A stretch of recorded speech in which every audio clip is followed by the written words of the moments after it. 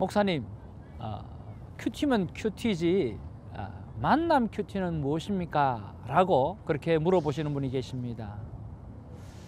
저는 그래서 이 만남 큐티에 대해서 그들 6가지 키고리를 이야기를 해주면서 이렇게 설명을 해드립니다. 큐티는 성경 공부하듯이 또 뭔가 숙제를 해내듯이 하는 것이 아니라고 하는 것을 강조를 하죠. 그래서 살아계시는 하나님을 우리가 말씀 속에서 만나야 한다라고 하는 그런 차원에서의 설명을 해드립니다. 그리고 6가지 키고리를 설명을 쭉 해드리고 난 다음에는 2가지 반응이 일어나는데, 첫 번째 반응은 참 쉽네요 라고 하는 반응입니다. 근데 또 하나의 반응은 뭐냐고 하면, 이렇게 만나고 묻고 대답한다라고 하는 게 우리가 하나님의 음성을 듣고 뭐 어떻게 그렇게 할 수 있느냐고 하면서 참 생소하고 어렵네요 라고 하시는 분이 있다라고 하는 거죠. 저는 사실은 우리 기독교계의 가장 큰 문제가 잘못된 신앙생활의 시작이 저는 여기에 있다고 봅니다.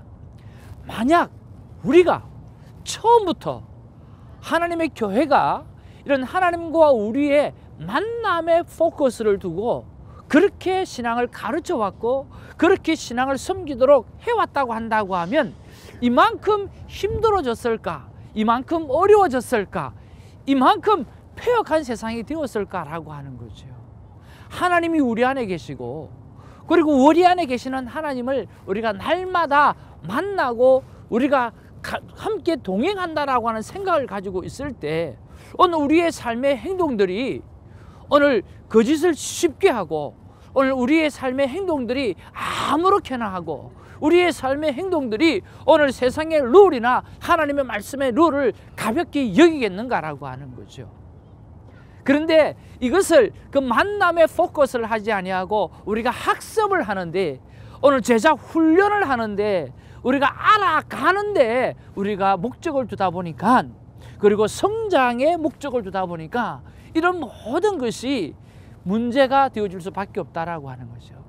여러분, 지식이 아니라 사실은 아는 것이고 오늘 만남이라고 하는 거죠.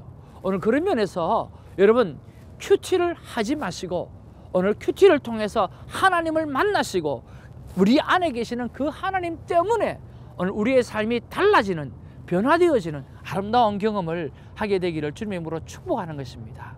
여러분, 오늘부터라도, 어제는 지나갔지 않습니까? 또 내일은 나의 능력 밖에 있지 않습니까?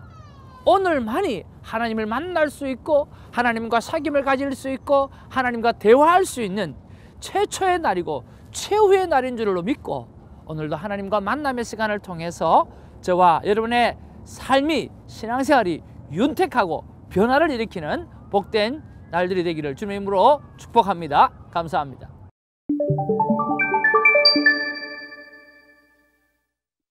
여러분, 이곳이요, 롱비치 한 산 등성이에, 자그마한 산 등성이에 제일 높은 곳입니다.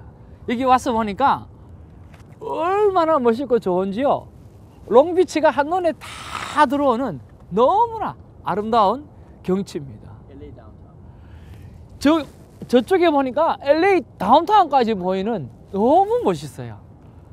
다음에 여러분 한번 와서 보여드리고 싶다는 생각이 막 생기고요. 근데 여기 딱 들어오면서 우리가 기도를 시작하는데, 그 기도의 첫 번째 생각이 뭐냐고 하면, 하나님이 이렇게 하늘 높은 곳에서 우리를 다 지켜보고 계시구나. 정말 우리가 손으로 가리고 하나님을 안 보고 마음대로 죄를 짓는데, 진짜 하나님은 우리를 다 보실 수밖에 없는 그런 분이시구나 라고 하는 그런 생각을 하게 되었습니다.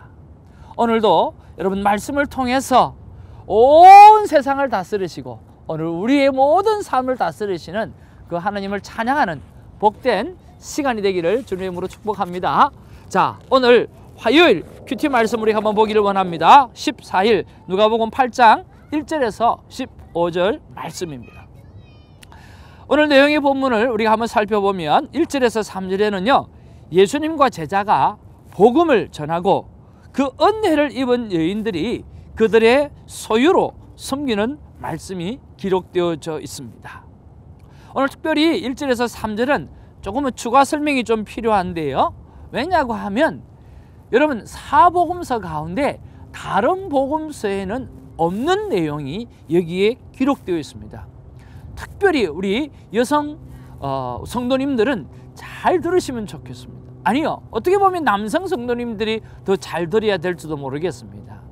여러분 다른 복음에는 이런 이야기가 없는데 이 누가복음만큼은 여성들을 굉장히 세우고 또 높이고 존대하고 또 예수님의 사역 가운데 중요한 부분을 역할을 감당하고 있다라고 하는 것을 그렇게 잘 오픈해 놓고 있습니다.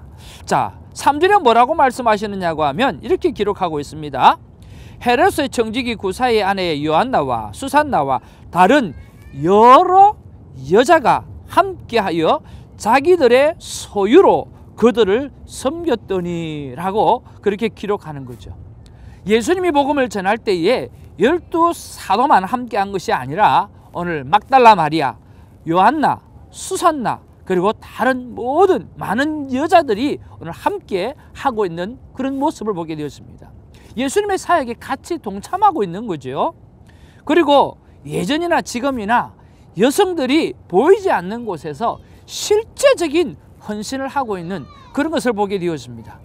특별히 이 여성들은요, 돈을 벌 줄 알고 돈을 제대로 쓸 줄 아는 그런 것을 보게 되었습니다.